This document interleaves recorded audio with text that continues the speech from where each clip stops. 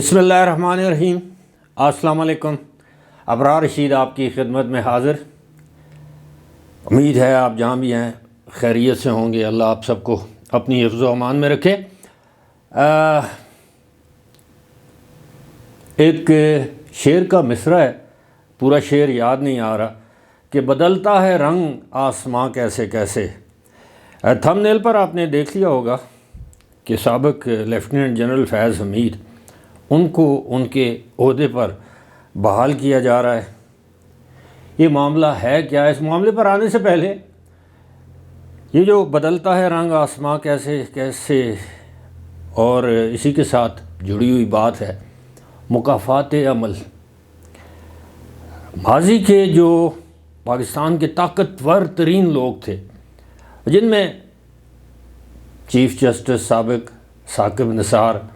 عرف بابا رحمت، پتہ نہیں کیا کیا، بابا ڈیم پھول، اور جنرل قمر جاوید باجوہ، اس وقت کے جسٹس صاحبان، بعد میں کچھ چیف جسٹس بھی بنے، آصف سعید کھوسہ، جسٹس گلزار، عظمت سعید شیخ، جنرل قمر جاوید باجوہ کا میں نے جس طرح نام لیا ہے۔ اب آپ سب جانتے ہیں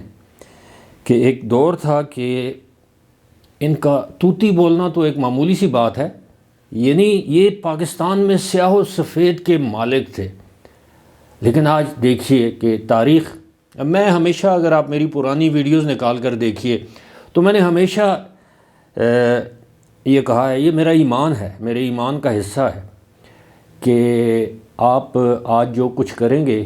کل آپ کو بھگتنا پڑے گا۔ اور دوسری بات یہ ہے کہ آپ کو تاریخ کبھی معاف نہیں کرتی، مورخ آپ کو کبھی معاف نہیں کرتا۔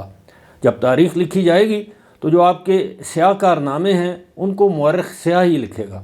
اور آج ہر ایک چیز سامنے آ رہی ہے۔ گزشتہ روز ہی وہ جو ٹاپ سٹی والا جو کیس ہے، اس میں جو فیصلہ ہے، جو حکم نامہ ہے، وہ جب اس کی تفصیلات سامنے آئیں تو اس میں واضح طور پر قاضی فائز عیسیٰ نے، چیف جسٹس قاضی فائز عیسیٰ نے ایک، اب اس میں آپ کو بتاؤں گا کہ ثاقب نثار کو کس طرح ملزم قرار دیا گیا ہے۔ انہوں نے کہا ہے کہ جناب وزارت دفاع سے کہیں گے یہ بڑے سنگین معاملات ہیں، سنگین الزامات ہیں، وہ ٹاپ سٹی والے معاملے میں قبضہ کرنے کی کوشش کی تھی اور اس بندے کو اغوا کیا تھا جو ٹاپ سٹی کا جو مالک ہے، قمر معیز احمد خان۔ تو وزارت دفاع کو ایکشن لینے کا کہا گیا ہے، یقین دہانی کرائی گئی حکومت کی جانب سے کہ جناب فیض حمید کے خلاف تحقیقات ہوں گی، اور تحقیقات اگر آزادانہ ہوئی تو پھر کیا ہوگا۔ اب کچھ دوستوں کا یہ خیال ہے کہ جناب جنرل فیض حمید کے خلاف ویسے تو کوئی ایکشن نہیں لیا جا سکتا آرمی ایکٹ کے تحت یا ملٹری ایکٹ کے تحت، تو اس کا ایک ہی حل ہے۔ لیکن اس سے پہلے جنرل فیض حمید کے بارے میں جو میں بات کر رہا ہوں کہ وہ دوبارہ بحال ہو رہے ہیں، تو اس سے پہلے یہ ہے کہ اسی فیصلے میں، اسی حکم نامے میں 2 صفحات کا اضافی نوٹ جسٹس عطر من اللہ نے لکھا ہے، اور جس میں انہوں نے واضح طور پر یہ لکھا ہے کہ جناب جب چیف جسٹس چیمبر میں بلا کر لوگوں کی کوئی بات سنے تو اس کو وہ عدالتی کارروائی نہیں کہا جا سکتا، یعنی دونوں طرف کے لوگوں کو بلایا جاتا تھا اور ان سے ظاہر ہے کوئی نہ کوئی حصہ وصول کیا گیا ہوگا۔ تو اس میں اس وقت کے جو چیف جسٹس ہے ثاقب نثار، ان کو باقاعدہ ایک لحاظ سے ملزم قرار دیا گیا ہے کہ آپ نے جو کچھ کیا ہے وہ غیر قانونی کام کیے ہیں۔ آپ نے اپنے چیمبر میں آپ پارٹیوں کو بلاتے رہے ہیں، یہ ڈیولپرز کو اور یہ جو ریئل اسٹیٹ کا کام کرنے والے لوگ ہیں، آپ کا کام یہ رہ گیا تھا کہ آپ اپنے چیمبر میں بلا کر کوئی کارروائی کی جائے تو وہ جج یا چیف جسٹس کی کارروائی یا عدالتی کارروائی نہیں ہوتی۔ یہ باقاعدہ اس 2 صفحات کا جو اضافی نوٹ ہے اس میں یہ درج ہے۔ اور اس کے علاوہ اب کہا یہ جا رہا ہے کہ جناب جنرل فیض حمید کو ان کے پرانے عہدے پر بحال کیا جائے گا، ریسٹور کیا جائے گا۔ اب ان کا پرانا عہدہ کیا تھا ریٹائرمنٹ سے پہلے؟ وہ کور کمانڈر باولپور تھے، لیفٹیننٹ جنرل کے طور پر، تو ان کو اس عہدے پر باقاعدہ بحال کیا جا سکتا ہے۔ اور اگر وزارت دفاع، اور کیونکہ اب تو یہ عدالت عظمیٰ یعنی چیف جسٹس کا حکم ہے، اور جو سائل تھا اس کو یقین دہانی اس نے کہا جی کہ میں جاؤں گا، میری بات کو انہوں نے کہا کہ نہیں، اٹارنی جنرل سے انہوں نے باقاعدہ اس کی ایشورنس لی،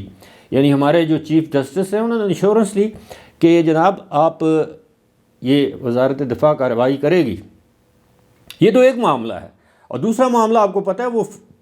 فیض آباد والا، اس معاملے پر شاید وزارت دفاع کوئی ایکشن نہ کرے، کیونکہ کوئی بھی جب جو فوجی ہوتا ہے وردی میں، وہ جب کوئی بطور فوجی کوئی خدمات سر انجام دیتا ہے، کوئی اسائنمنٹ کر رہا ہوتا ہے، تو وہ اپنی کمان کے کہنے پر کر رہا ہوتا ہے۔ یعنی اگر وہ میجر جنرل تھے اس وقت فیض حمید فیض آباد دھرنے کے دور میں، تو وہ یقیناً وہ ڈی جی آئی ایس آئی سے، اس وقت کے ڈی جی آئی ایس آئی سے ہدایات لے رہے ہوں گے، اور ڈی جی آئی ایس آئی اس وقت یقیناً اس وقت کے آرمی چیف کے ماتحت تھے، وہ وہاں سے ہدایات لے رہے ہوں گے، تو لہٰذا اس میں فیض حمید کا شاید اتنا زیادہ کچھ نہ بگڑ سکے۔ لیکن یہ چونکہ بطور لیفٹیننٹ جنرل، بطور D G I S I, انہوں نے ذاتی حیثیت میں انہوں نے ایک جگہ جا کر قبضہ کرنے کی کوشش کی اور اس کے مالک کو اغوا کیا، اس کے گھر سے دولت لوٹی، سونا لوٹا، بقول اس شخص کے جو اس نے الزامات لگائے ہیں، اور جس پر سپریم کورٹ آف پاکستان یا چیف جسٹس نے کہا ہے کہ یہ بڑے انتہائی سنگین الزامات ہیں۔